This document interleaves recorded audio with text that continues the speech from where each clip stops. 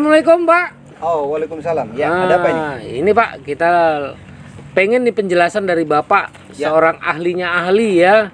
Ini menanggapin komen-komennya Chandra Teja nih, ya kan? Nah, tentang harga nih Pak, harga pi.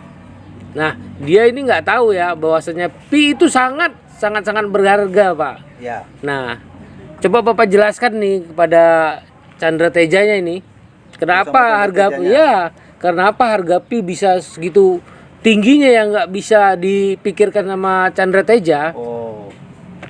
Chandra Teja nggak habis pikir kenapa harga pi mahal kali gitu? Iya. Oh, iya. Sepertinya dia perlu banyak belajar nih, karena mungkin masih dungu. Nah, itu Iya, aja. mungkin. Nah, dia masih dungu terkait dengan bahwa konsensus itu yang menentukan adalah pionir. Ya, konsensus yang menentukan pionir, dan yang menyepakati adalah pionir, bukan Kortim, bukan Pi Network, bukan Kokalis, bukan Cheng Diaopan, bahwa kesepakatan itu dibuat oleh para pionir, terutama pionir yang paling yang paling banyak atau yang paling vokal dan yang paling serius. Ya, walaupun di Indonesia juga sangat serius, tapi Cina itu lebih mendominasi karena memang mereka terbesar untuk di dunia. Wajar saja kalau kemudian konsensus itu sumbernya dari Cina. Nah, persoalannya adalah apakah kemudian itu akan menjadi real di kedepannya. Ya, saya pikir memang banyak hal yang harus kita tuntaskan ini dulu ya. Kita pahami dulu tentang istilah konsensus. Konsensus itu adalah kesepakatan sesama pionir dari berbagai negara, dan hari ini ada 230 negara yang menyepakati lah. Saya pikir tidak ada yang menolak kalau harga di 314.159 dolar. Saya yakin dan percaya ketika harga itu diproklamirkan oleh para pionir dari Cina, itu nggak ada yang menolak sih, semuanya maunya gitu. Cuman tetap sangat dilematis ketika kemudian para vendor ini, terutama kalau kita bicara tentang domestik kita di Indonesia ya, untuk lokal Indonesia, sepertinya untuk vendor Pi Chain Mall Indonesia saya sudah membahasnya ya di video yang lain. Kalau bukan keberatan, hanya ada yang tidak logis ketika harga satu pi itu di 314.159 dolar. Ada yang tidak logis, terlalu gede ya, sebenarnya terlalu besar sekali, sehingga hitung-hitungannya kalau vendor itu adalah penyedia produk yang memasarkannya lewat marketplace seperti Pi Chain Mall atau Pi Market Indonesia. Itu dulu. Jadi ketika mereka menyediakan produk, mereka masih membeli produk dari tempat lain itu menggunakan uang fiat. Baru kemudian dijualnya kepada para pionir. Nah, lewat marketplace yang ada menggunakan Pi. Nah, pastilah yang namanya vendor itu nggak akan tahan ketika misalnya membeli mobil dengan harga sekian ratus juta kemudian dijual dengan Pi yang harganya hanya 10 Pi misalnya. Pasti akan ada persoalan di kemudian hari. Tapi, jadi tetap ada jalan keluarnya dia. Menurut hemat saya bahwa ketika misalnya nih para vendor ya, dia punya Pi, kemudian Pi ini digunakan untuk berbelanja, sebutannya atau katakanlah belanjanya di Pi Chain Mall internasional misalnya, entah di Cina, ya di Jepang, di Korea, Vietnam, atau di Singapura misalnya nih ya. Dibelanjakanlah Pi mereka, kemudian dibawalah mobil-mobil itu, ya katakanlah mobil impor, masuk ke Indonesia dalam jumlah yang besar, baru kemudian ditawarkan ke para pionir di Indonesia. Rasanya masih masuk akal. Ya, artinya itu adalah jalan keluar menurut pikiran kita. Nah, kalau sepakat, kalau tidak sepakat ya kita menunggu bagaimana dan akan seperti apa harga Pi Network. Nah, terkait dengan Chandra Teja yang bebek dungu itu, saya yakin nggak sampai ke sana. Ya, nggak sampai ke sana. Dia mungkin, mana mungkin harga 314.000 dolar. Memang gitu dia modelnya. Nah, makanya kita dibilang dungu sama dia. Para pionir itu dibilang dungu. Mana mungkin, cuma orang-orang dungu yang halusinasinya tingkat dewa katanya gitu. Sekarang saya ini Pak mau nanya ke Bapak ini. Bapak pernah jalan-jalan ke Malaysia Pak? Oh, pernah. Pernah ya? Pernah. Nah, ini berkaitan dengan berita terbaru ya Pak ya? Ya. Katanya di sana KP launching ya. Ya. Bisa dibarter dengan ya membayar dengan Pi. Ya. Terus hotel. Nah, Chandra Teja ini seakan-akan tidak percaya dengan apa yang dibuat pionir di sana, Pak. Ya. Oke, jadi untuk meyakinkannya saya pikir gini ya, memang agak sebenarnya sih ya ada sih, jangankan sampai ke tingkat Malaysia ke negara tetangga. Lah di tempat kita aja yang jaraknya tidak jauh sudah barter beras pun ya ada kok. Oh. Bahkan kawan kita tadi di grup mengabarkan Iya. dia sempat membarter koin Pi dengan pupuk cair gitu. Ya, dia dapat 2 botol. Oh. Jadi bagaimana kita mau meyakinkan ke dia, karena gini, orang yang mentalnya sudah terblok, orang yang sudah skeptis, pesimis, negatif tentang sesuatu yang dibahasnya, maka dia akan nggak pernah mendengar bahwa banyak di tempat lain itu sudah melakukan barter. Oleh karenanya, ya memang payahlah bicara sama bebek dungu ini jadinya kan gitu dia. Iya, Karena iya. meyakinkannya udah susah, karena kita tunjukkan pun dia nggak akan percaya. Iya, betul, Bahwa betul. inilah tai kambing pun nggak percaya gitu dia. betul. Harus dipegang dulu. Oh, rupanya tai kambing. Ah, itu dia. Dipegang kan. Setuju. Itu contoh untuk meyakinkan sesuatu harus dengan jelas di depan mata dia. Kalau kita cuman cerita ya katanya halu. Padahal kawan-kawan kita udah pada barter. Oh. Iya kan? Ada yang sepeda motor beberapa waktu yang lalu, sekarang ini rame.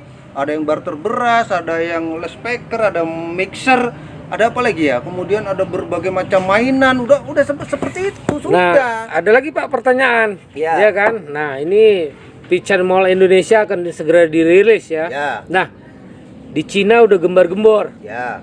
Dia nggak yakin nih Nah. dengan ya vendor-vendor atau pengusaha Pak ya yang membackup Pican Mall ini siapa dengan harga segitu. Nah, di Cina sendiri ada 127 ya. Maaf Pak. Ya. 1270 ekosistem, Ya. ekologi dan utility. Nah. Ini yang mendukung penuh. Apa itu benar, Pak? Oh, lebih itu, Oh, lebih ya. Lebih ya, nanti akan jutaan. Oh. Karena apa? Karena nanti koin Pi ini dengan total supply-nya yang terbatas, penggunanya makin banyak, wajar kalau harganya tinggi. Sama dengan ini ya, saya contohkan apa misalnya ya. Ini langsung saya contohkan ini. Ini adalah keris yang tentu saja ini langka, kemudian terbatas, tidak dibuat lagi, jumlahnya sedikit, peminatnya banyak. Karena ini kan keris bisa untuk berbagai macam keperluan untuk para dukun ya. Dukun-dukun yang nggak jelas itu. Betul. Nah, artinya harga ini bisa nggak ketulungan gitu. Kalau banyak yang minta, ya kita pun nggak mau jual sembarangan. Tergantung Iya, siapa penawar tertinggi. Iya, betul. Pi juga demikian. Jadi kita ilustrasikan seolah-olah inilah dibarter dengan Pi misalnya. Kalau ini dibarter dengan Pi, harganya ya siapa yang berani tertinggi. Kalau misalnya kita bilang, saya mau barter ini dengan Pi 1000 Pi. Terus ada yang bilang karena dia kepingin kali memiliki keris ajaib ini, saya mau 1100 Pi. Siapa penawar tertinggi kita kasih. Iya. Jadi begitulah nanti ke depannya koin Pi. Karena apa? Jumlah Pi itu terbatas. Nah, selain terbatas, itu banyak akun-akun terbakar, akun-akun hangus yang bakal hilang dari permukaan. Karena apa? Karena penggunanya udah nggak jelas. Udah nambang dapat 1000, udah nambang dapat 2000, handphonenya rusak, nggak bisa login lagi. Udah nambang dapat 1000, handphonenya hilang, nggak bisa login. Udah nambang akunnya kebanet, sampai ada yang 155.000. Maka inilah yang membuat Pi Network, Pi Coin itu langka. Langkanya gara-gara itu tadi. Walaupun angka 35 juta, saya yakin separuhnya aja mungkin nggak nggak yakin kalau semuanya itu bakal menikmati Pi. Jadi yang menikmati itu adalah yang memang dari awal konsisten dan tak pernah lupa klik, petir, dan kemudian dijaga koinnya, kemudian proses sandi dijaga, aman semua, sampai pada akhirnya bisa barter. Itulah yang menikmati. Nah, tapi hari ini kita lihat, misalnya katakanlah saya punya ada sekitar 800 member ya, 800 member itu. Yang aktif cuma 200, yang 600 entah kemana.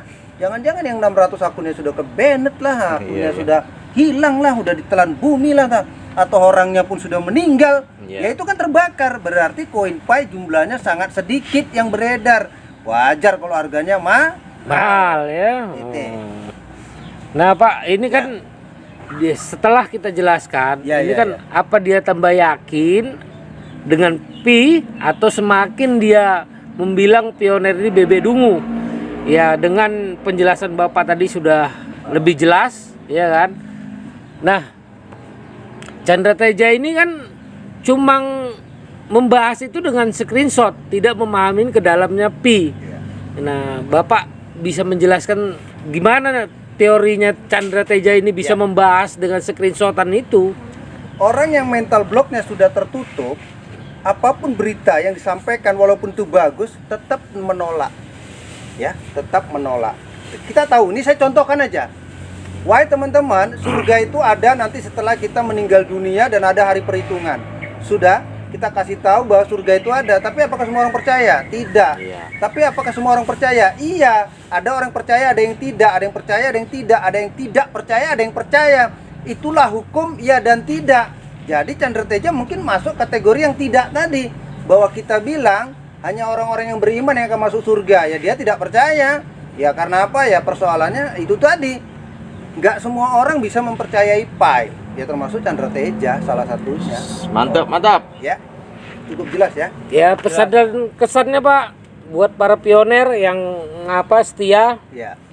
Biar lebih Ya. semangat menambang lagi nih, Buat Pak. para pionir yang masih konsisten ya, yang konsisten, yang sudah meninggalkan ya selamat tinggal ya, goodbye, goodbye my love atau apa gitu bahasanya ya, goodbye, selamat tinggal aja lah buat yang sudah nggak konsisten, yang konsisten, yang komitmen sampai hari ini ya sebenarnya hitungannya tinggal jaraknya udah dekat kali untuk kalian meraih sebuah kesuksesan bersama kendaraan P Network. Nah segera setelah KYC kemudian migrasi barter dimulai, syukur-syukur dalam waktu dekat open mainnet kalian tinggal menikmati jerih payah hasil penambangan koin Pi selama ini. Itu ya. Ya. Nah, sukses untuk kita semuanya. Salam kaya. Rame-rame. Makasih, Pak. Ya.